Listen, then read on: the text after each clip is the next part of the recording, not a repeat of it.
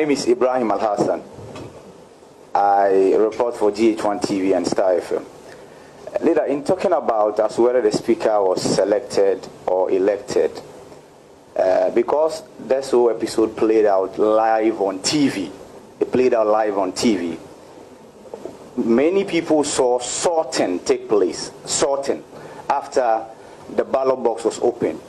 Sorting was done, and that's how come a number of ballot papers were determined to have belonged to Professor Aaron Michael Kyei. In the process, one was determined to be a spoiled ballot. It was set aside. A number of ballot papers were equally determined to belong to Alban Bagbin, set aside. Counting for that of Professor Kyei took place in the full glare of everybody, the world, so to speak. That was conclusive. When counting started for that of Bagbin, and then the incident you related to happened. So was that not why logically many people would then come to that firm conclusion that if indeed the first batch had been counted, because sorting took place, which meant that it was determined, this belongs to this belongs to that, then you can say empirically that the rest would then have belonged to Bagbin. And especially because the incident we talk about came from your fold, that's the MPP. So, leader, do you understand why there seemed to be confusion out there regarding that? That's one. Two. All right. Yes, some sorting has taken place. I even disagree with you on what sorting took place, right? Because I was sitting close there. I saw what happened. Because initially when they were unfolding the ballots, they were not doing any sorting. And they would just remove it, unfold it, stretch it out and put it there. That is what was happening. So I asked the officer what he was doing. And he told me that, oh, we're just stretching them out. After we'll do the counting. Now, after I had asked that question, then they started looking at the ballots on the face of it after they had pulled it out.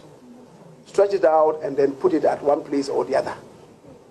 It explains why, when they finished counting the one to my left, which was purportedly for Professor Michael Kyei, and he's here, I quickly called him. I said, look, this stack, because they had put about 10 or so of the ballots there without looking at where.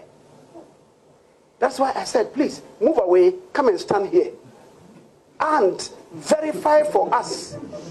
Please, please, that indeed is, and verify for us, especially those votes, those ballots that were beneath, right?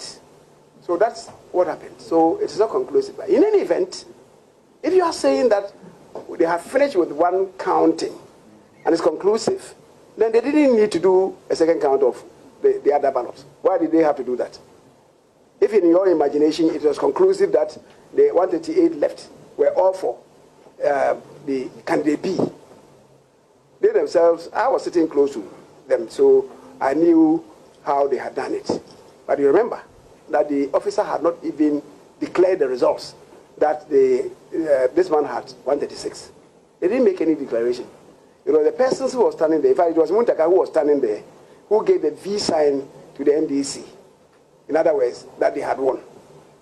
If indeed they had won by 138, how come they still have to go through the ritual of counting? It means the counting officers needed to do the obvious to ensure that the second person, or Urban, had indeed garnered the greater number of votes. Because in announcing the verdict, you have to refer to numbers. That they didn't conclude was the reason why the announcing officer, the chairman, did not refer to numbers. So that is the reality of the circumstance.